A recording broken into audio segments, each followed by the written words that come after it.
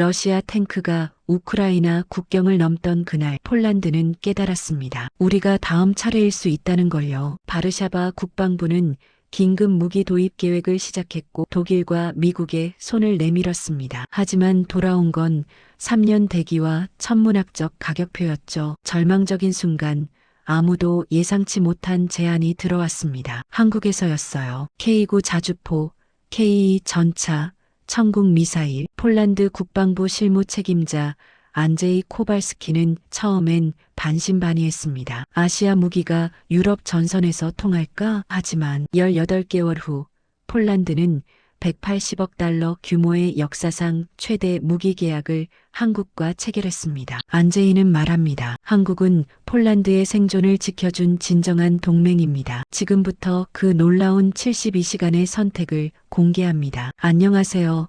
저는 안제이 코발스키입니다. 폴란드 국방부에서 15년간 무기 도입 업무를 담당해온 실무 책임자죠. 2022년 2월 24일 새벽 5시 제 휴대폰이 미친 듯이 울렸습니다. 국방장관 직속 비서실에서 걸려온 전화였어요. 코발스키, 지금 당장 국방부로 오십시오. 긴급 상황입니다. 바르샤바 국방부 청사에 도착했을 때는 새벽 6시였어요. 회의실 문을 열었을 때 저는 그 광경을 평생 잊지 못할 겁니다. 국방장관, 합참의장, 정보국장, 외교부 차관까지 모두 모여 있었거든요. 대형 스크린에는 CNN 속보가 띄워져 있었어요. 러시아군 우크라이나 국경 돌파, 키이우 방향 진격 중. 국방장관이 무거운 목소리로 말했습니다. 여러분, 우리가 두려워하던 일이 현실이 됐습니다. 블라디미르 푸틴이 마침내 선을 넘었어요. 합참의장이 지도를 펼쳤습니다. 폴란드와 우크라이나 국경까지는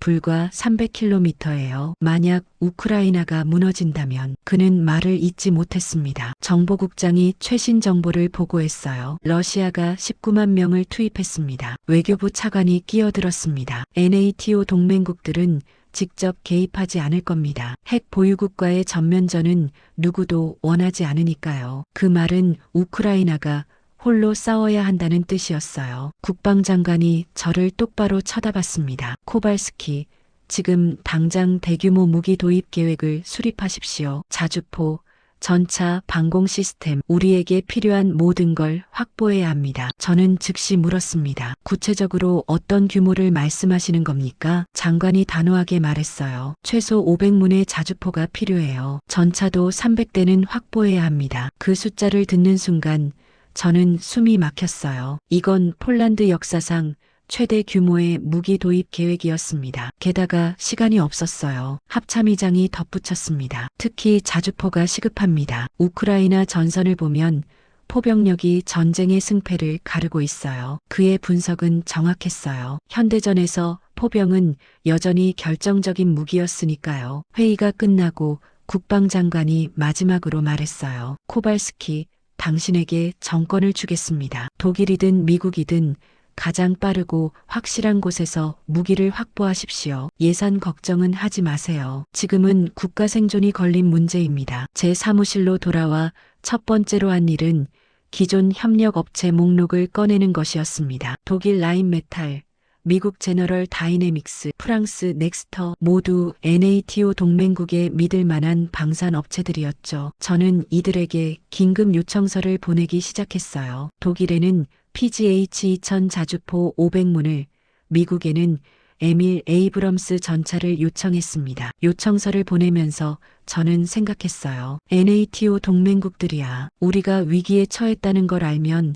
당연히 도와줄 거야. 하지만 이건 제 인생 최대의 착각이었습니다. 며칠 후 답변들이 도착하기 시작했어요. 그리고 저는 경악했습니다. 독일 라인메탈의 답변이 가장 먼저 도착했습니다. 첫 문장을 읽는 순간 얼굴이 굳어졌어요. PGH-2000 자주포 500문 납품까지 최소 36개월이 소요될 예정입니다. 36개월이요. 3년이라는 말이었어요. 3년 후면 이미 모든 게 끝나 있을 거예요. 더 충격적인 건 조건들이었어요. 성금 50% 선지급 필수, 대당 가격은 700만 유로, 기술 이전 불가. 저는 계산기를 두드렸습니다. 500문이면 35억 유로, 한국 돈으로 약 5조 원이었어요. 제 동료 마렉이 한숨을 쉬었습니다. 독일 놈들은 우리가 급한 걸 아니까 더 비싸게 부르는 거야. 미국의 답변은 더욱 실망스러웠습니다. 에미레이 에이브럼스 전차 300대 공급 가능. 단 납기는 48개월. 대당 가격 900만 달러. 48개월이면 4년이었습니다. 독일보다 더 오래 걸린다는 거예요. 게다가 가격도 터무니없었어요. 가장 분노했던 건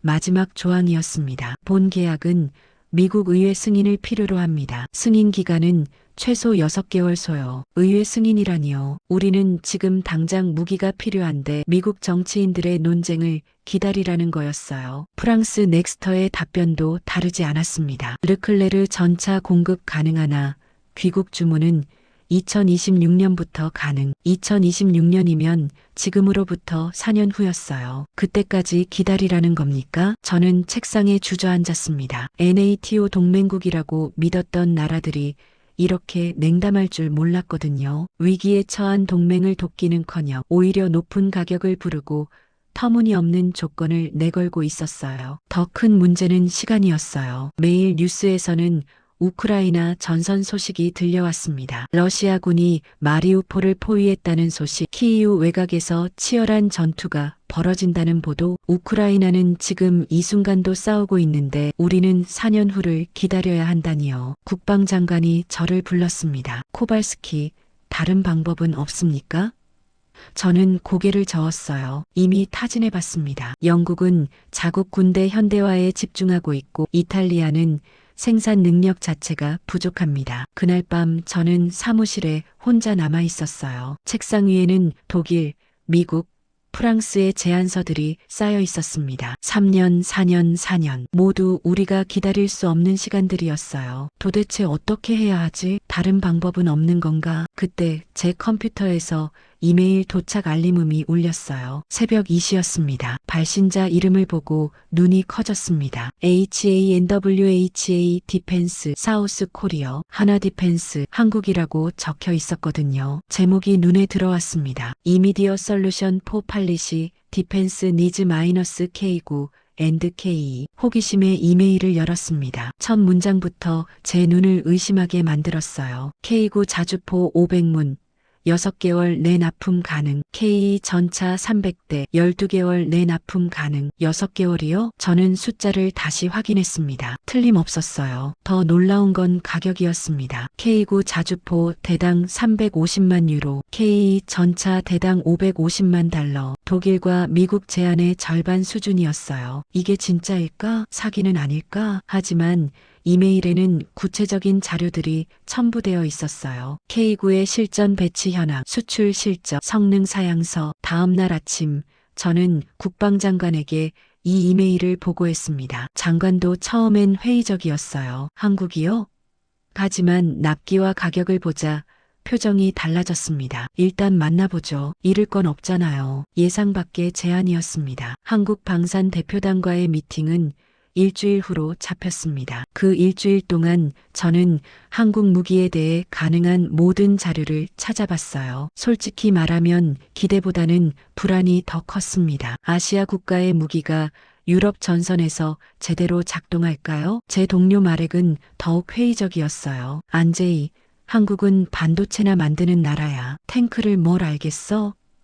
국방부 내부에서도 비슷한 반응들이 나왔어요. 한 장군은 제게 이렇게 말했습니다. 우리 군인들 목숨을 장난으로 하나? 시간이 걸리더라도 검증된 무기를 써야지. 미팅 전날 밤 저는 흥미로운 사실을 발견했어요. K9 자주포가 이미 전 세계 10개국에 수출됐다는 거였습니다. 특히 눈에 띈 건 에스토니아였어요. NATO 회원국이면서 러시아와 국경을 맞대고 있는 나라죠. 저는 에스토니아 국방부에 이메일을 보냈습니다. 다음 날 아침 답장이 왔어요. K9은 우리가 도입한 최고의 결정이었습니다. 성능, 신뢰도, 정비 편의성 모두 우수해요. 특히 추운 겨울에도 문제없이 작동합니다. 자신 있게 추천합니다. 이 답변을 읽고 제 마음이 조금 흔들렸어요. 미팅 당일 한국 대표단이 도착했어요. 하나디펜스 해외 영업이사와 기술진 5명이었습니다. 제 예상과는 달리 그들은 매우 전문적이고 준비된 모습이었어요. 하나 이사가 프레젠테이션을 시작했습니다. 폴란드의 안보 상황을 이해합니다. 여러분에게 필요한 건 빠른 납품과 검증된 성능이죠. 첫 번째로 보여준 건 K9의 수출 실적이었습니다. 1999년 터키가 첫 수출국이었고 지금까지 총 1,700문이 수출됐습니다. NATO 회원국인 노르웨이와 에스토니아가 운용 중이에요. 합참의장이 질문했습니다. 실전 경험은 있습니까? 있습니다. 터키가 시리아 국경에서 K9를 실전 투입했고 지금 우크라이나 전선에서도 에스토니아가 지원한 K9이 활약하고 있어요. 그가 영상을 틀었습니다. 우크라이나에서 K9이 연속 사격하는 장면이었어요. 발사 후 즉시 이동하는 전술이 가능합니다. 다음은 기술 사양 설명이었어요. 사거리 40km, 분당 최대 6발 발사 가능 자동 장전 시스템 탑재. 저는 독일 PGH-2000과 비교해봤습니다. 거의 동등한 수준이었어요. 제가 질문했습니다. 정비와 부품 공급은 어떻게 됩니까? 폴란드 내에 정비센터를 설립하겠습니다. 주요 부품은 현지 생산하고 긴급 부품은 48시간 내 공수합니다. 기술 이전도 협의 가능합니다. 이건 독일이나 미국은 절대 제시하지 않은 조건이었어요. K 전차 차례였습니다. 55톤급 주력 전차로 독일 레오파르트 2와 동급이에요. 하지만 가격은 40% 저렴합니다. 합참의장이 날카롭게 물었습니다. 추운 겨울에도 문제 없습니까? 기술진이 웃으며 답했습니다. 노르웨이에서 영하 30도에서도 정상 작동 검증됐습니다. 그리고 결정적인 순간이 왔습니다. K9 500문 계약 후 6개월부터 순차 납품 18개월 내 완료. K 300대 12개월부터 납품 30개월 내 완료. 회의실이 술렁였습니다. 저는 의심스러운 눈으로 물었습니다. 정말 가능한 겁니까? 가능합니다. 계약서에 납기 보증 조항을 넣어도 좋아요. 지연 시 위약금을 물겠습니다. 이런 자신감은 독일에서도 미국에서도 본 적이 없었어요. 가격도 충격적이었습니다. 총액은 약 140억 달러입니다. 독일과 미국 제안을 합치면 200억 달러가 넘었는데요. 미팅이 끝나고 우리는 내부 회의를 했습니다. 국방장관이 말했어요. 솔직히 놀랐습니다. 예상보다 훨씬 전문적이더군요. 저는 제안을 했습니다. 실제 시험을 해보는 건 어떨까요? 우리 훈련장에서 직접 사격 시험을 하고 결정하면 됩니다. 국방장관이 결정했습니다. 좋습니다. 한국 측에 실사격 시험을 요청하십시오. 놀랍게도 한국은 흔쾌히 동의했습니다. 2주 후에 가져가겠습니다. 예상 밖의 제안이 현실로 다가오고 있었습니다. 2주 후 폴란드 드라부스코 포모르스키의 군사훈련장. 저는 새벽 6시부터 나와 있었어요. 오늘이 바로 한국 무기를 직접 확인하는 날이었거든요. 훈련장에는 이미 합참의장, 포병사령관, 기갑사령관 등 주요 장성들이 모여 있었습니다. 오전 8시 한국 공군 수송기가 착륙했습니다. 화물칸 문이 열리고 K9 자주포 2문이 천천히 내려왔어요. 검은색과 녹색 위장 무늬의 거대한 자주포였죠. 생각보다 훨씬 날렵하고 현대적인 외형이었습니다. 이어서 K 전차 2대가 내려왔어요. 하나디펜스 기술 책임자 이준호 씨가 저에게 다가왔습니다. 오늘 폴란드 군인들이 직접 조작해 보실 겁니다. 무기의 진짜 성능을 확인하시라고요. 첫 시험은 K9 자주포였어요. 이준호 씨가 설명을 시작했습니다. 최대 사거리 40km, 정밀 유도탄 사용 시 60km까지 가능해요. 폴란드 포병들이 K9에 탑승했습니다. 놀랍게도 30분 만에 기본 조작을 익혔어요. 한 병사가 말했습니다. 생각보다 훨씬 쉽네요. 인터페이스가 직관적이에요. 드디어 첫 실사격이 시작됐습니다. 15km 떨어진 목표물에 정확히 명중했어요. 진짜 시험은 지금부터였어요. 이준호 씨가 말했습니다. 이제 연속 사격을 보여드리겠습니다. K9이 15초 간격으로 6발을 연속 발사했어요. 분당 6발 발사 능력이었습니다. 더 놀라운 건 마지막 포탄 발사 직후 즉시 이동한 거예요. 불과 30초 만에 200m 떨어진 곳으로 이동했습니다. 포병 사령관의 눈빛이 달라졌어요. 이건 우크라이나 전선에서 정말 유용하겠는데요?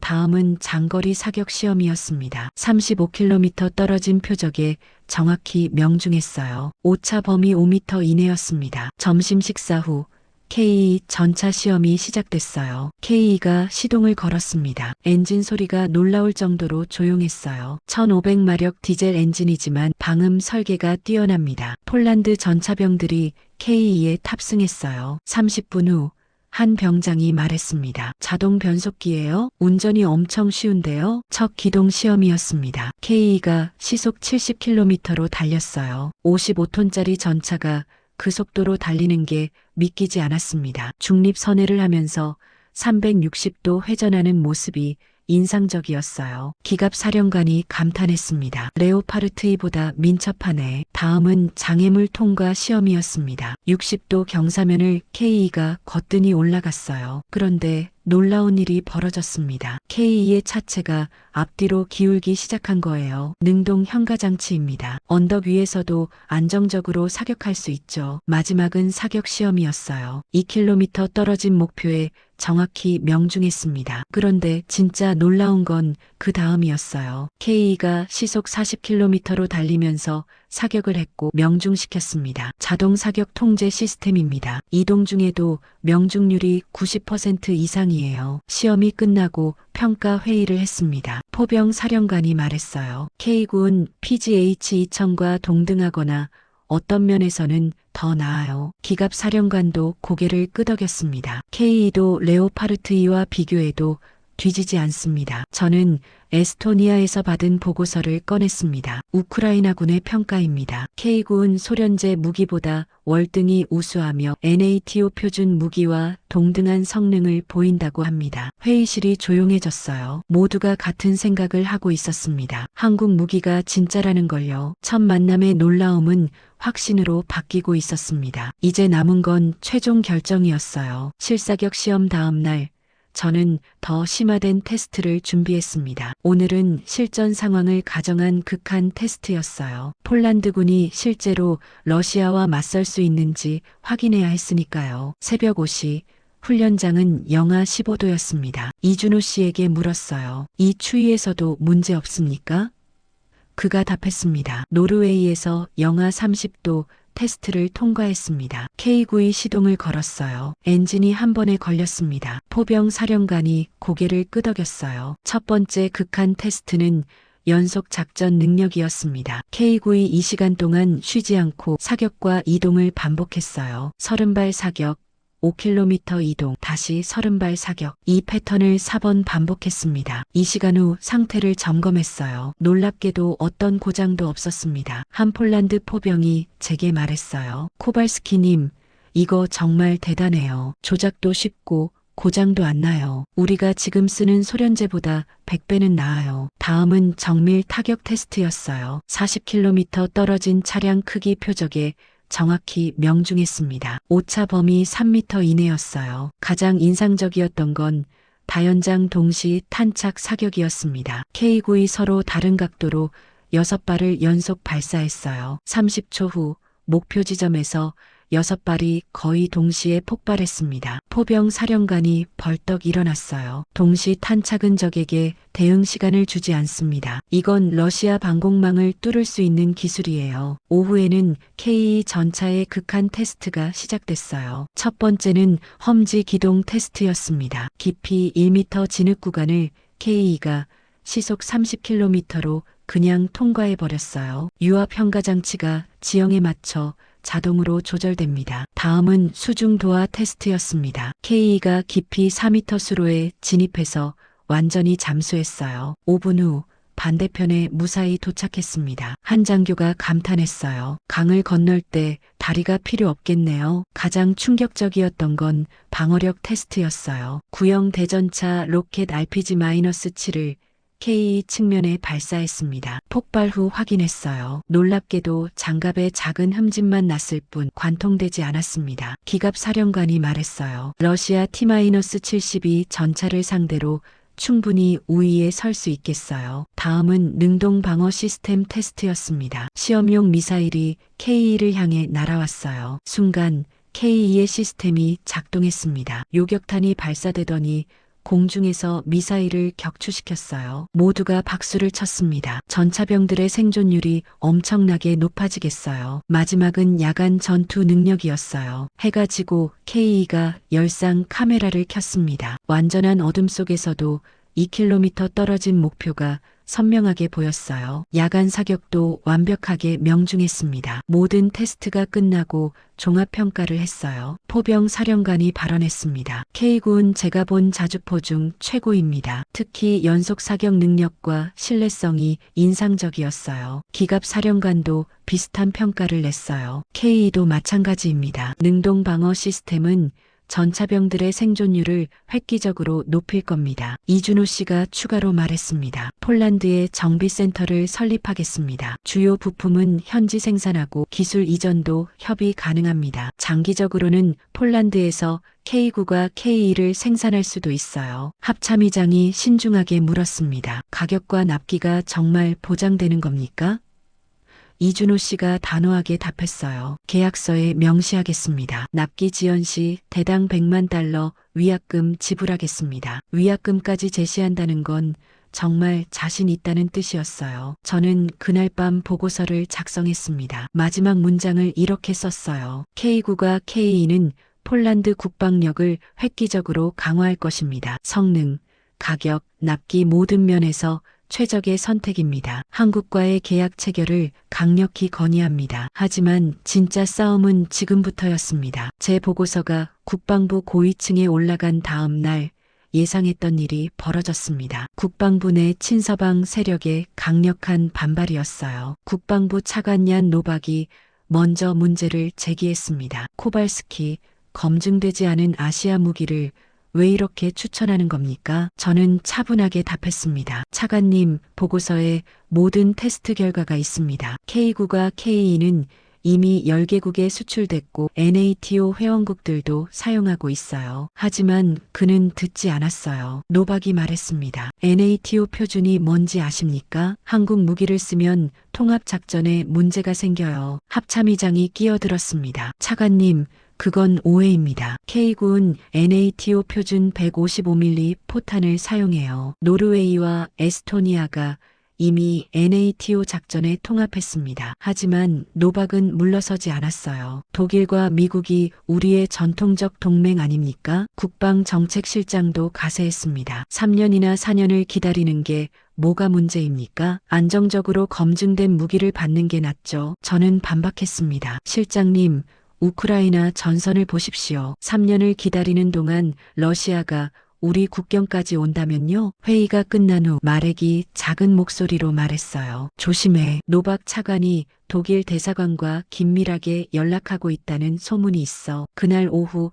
정말로 독일 대사관에서 연락이 왔습니다. 독일 국방무관이 국방장관을 만나고 싶다는 거였어요. 독일 무관의 메시지는 명확했어요. 장관님, 폴란드가 한국 무기를 선택한다는 소문을 들었습니다. 이건 NATO 동맹에 대한 신뢰 훼손이 아닙니까? 독일은 폴란드의 가장 가까운 동맹입니다. 이건 명백한 압력이었어요. 며칠 후 미국 대사관에서도 연락이 왔어요. 미국 국방부 차관보가 방문했습니다. 에밀 에이브럼스는 세계 최고의 전차입니다. 걸프전에서 이라크군을 완전히 압도했죠. 저는 냉정하게 질문했습니다. 차관보님, 그래서 납기와 가격은 어떻게 되나요?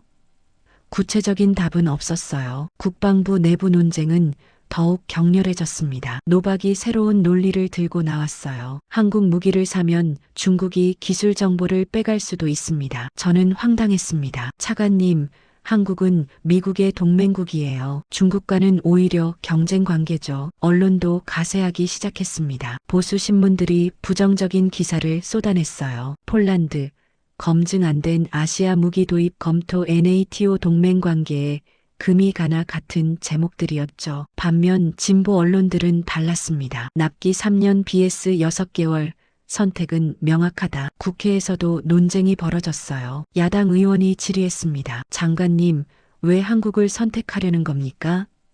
국방장관이 답했습니다. 순전히 군사적 판단입니다. 시간이 없습니다. 3년을 기다릴 수 없어요. 가장 큰 압박은 EU 차원에서 왔어요. 브뤼셀에서 연락이 왔습니다. EU 집행위원회가 우려를 표한다는 거였어요. 저는 점점 지쳐갔어요. 기술적으로는 명백히 한국이 최선인데 정치적 압력이 너무 컸습니다. 그때 우크라이나 국방부에서 이메일이 도착했습니다. 에스토니아가 지원한 K9의 실전 보고서였어요. K9은 동부 전선에서 탁월한 성능을 보였다. 러시아 포병과의 포격전에서 우위를 점했다. 우크라이나군은 더 많은 K9를 원한다. 다음 날 회의에서 노박 차관에게 이 보고서를 던졌어요. 차관님, 읽어보십시오. K9는 지금 우크라이나에서 러시아군과 싸우고 있어요. 그리고 이기고 있습니다. 합참의장이 제 편을 들었습니다. 실전만큼 확실한 검증은 없습니다. 국방장관이 저를 불렀습니다. 코발스키, 솔직히 말하겠소. 정치적 압력이 너무 큽니다. 하지만 군사적으로는 당신이 옳다는 걸 압니다. 제가 물었어요. 장관님, 결정해야 합니다. 정치를 택할 건가요? 아니면 생존을 택할 건가요? 국방위원회를 소집하겠소. 장관이 말했습니다. 최종 결정을 내릴 때가 됐어요. 드디어 결전의 날이 다가오고 있었습니다. 2022년 7월 15일 폴란드 국방위원회가 소집됐습니다. 이날의 결정이 폴란드의 운명을 바꿀 거라는 걸 모두가 알고 있었어요. 저는 프레젠테이션을 준비하면서 떨렸습니다. 국장관이 회의를 열었어요. 오늘 우리는 역사적 결정을 내릴 것입니다. 코발스키, 시작하십시오. 첫 번째 슬라이드는 납기 비교였어요. 독일 36개월, 미국 48개월, 한국 6개월부터 납품. 숫자가 명확했습니다. 노박 차관이 질문했습니다. 6개월이 정말 가능합니까? 저는 답했어요. 하나 디펜스는 계약서에 납기 보증 조항을 넣고 지연 시 대당 100만 달러 위약금을 물겠다고 했습니다. 다음은 가격 비교였습니다. 독일 대당 700만 유로, 미국 900만 달러, 한국 K9 350만 유로, K2 550만 달러. 회의장이 술렁였어요. 한국이 절반 수준이었거든요. 왜 이렇게 쌉니까? 저는 설명했습니다. 대량 생산 시스템과 규모의 경제 때문입니다. 세 번째는 성능 비교였습니다. 사거리, 연사력, 정확도 모두 NATO 표준을 충족하거나 초과합니다. 포병 사령관이 증언했어요. 저는 직접 테스트했습니다. 독일 PGH-2000과 비교해도 전혀 밀리지 않아요. 기갑 사령관도 이어서 말했습니다. K2는 레오파르트 2와 동등한 성능의 능동 방어 시스템까지 있습니다. 네 번째 슬라이드는 결정적이었습니다. 실전 데이터였어요. 우크라이나 전선에서 K9이 실제로 사용되고 있습니다. 우크라이나 국방부 보고서를 보여줬어요. K9의 빠른 이동 능력 덕분에 러시아군의 역포격을 효과적으로 회피했다. 우크라이나군은 추가 지원을 요청한다. 회의장이 조용해졌어요. 다섯 번째는 NATO 호환성이었습니다. K9은 NATO 표준 155mm 포탄을 사용합니다. 노르웨이, 에스토니아 같은 NATO 회원국들이 이미 사용 중이에요. 여섯 번째는 부품 공급이었어요. 폴란드의 정비센터 설립, 현지 부품 생산, 기술 이전까지 협의 가능합니다. 마지막 슬라이드였습니다. 종합 비교표에서 한국이 모든 항목에서 가장 우수했어요. 결론입니다. 시간이 없습니다. 러시아는 지금 이 순간도 우크라이나에서 진격하고 있어요. 3년이나 4년을 기다리는 건 불가능합니다. 지금 필요한 건 동맹의 이름이 아니라 실제 무기입니다. 노박 차관이 저항했습니다. 독일, 미국과의 관계는 어떻게 합니까?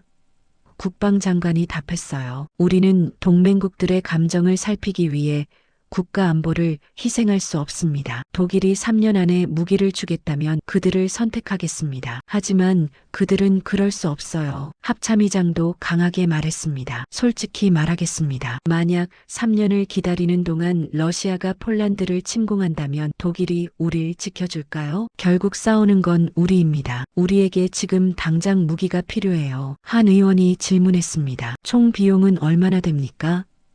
저는 답했어요. 140억 달러입니다. 독일과 미국을 합치면 200억 달러가 넘어요. 60억 달러를 절약하는 겁니다. 다른 의원이 물었어요. 그 60억 달러로 뭘 할 수 있습니까? 방공 시스템을 추가로 구매하거나 전투기 현대화에 쓸 수 있습니다. 국방장관이 말했습니다. 우크라이나 전선 영상을 보시겠습니까?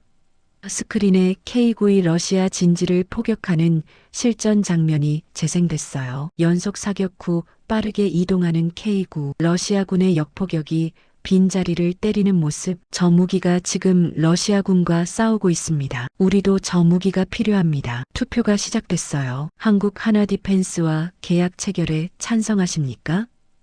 손이 하나씩 올라가기 시작했습니다. 최종 결과는 15명 중 12명 찬성이었어요. 압도적 찬성이었습니다. 국방장관이 선언했어요. 의결됐습니다. 폴란드는 한국과 계약을 체결합니다. 회의가 끝나고 포병 사령관이 제게 다가왔어요. 코발스키, 잘했네. 자네가 폴란드를 구했어. 2주 후인 7월 27일 바르샤바에서 역사적인 계약 체결식이 열렸습니다. 폴란드 국방장관과 하나디펜스 대표가 계약서에 서명했어요. K9 672문, K2 180대, 총액약 180억 달러였습니다. 계약서에 서명하는 순간 저는 안도와 자부심을 동시에 느꼈어요. 하나디펜스 대표가 악수를 청했습니다. 코발스키님 믿어주셔서 감사합니다. 우리는 폴란드를 실망시키지 않을 겁니다. 저도 단단히 악수했어요. 우리도 믿습니다. 함께 폴란드를 지킵시다. 계약 소식이 알려지자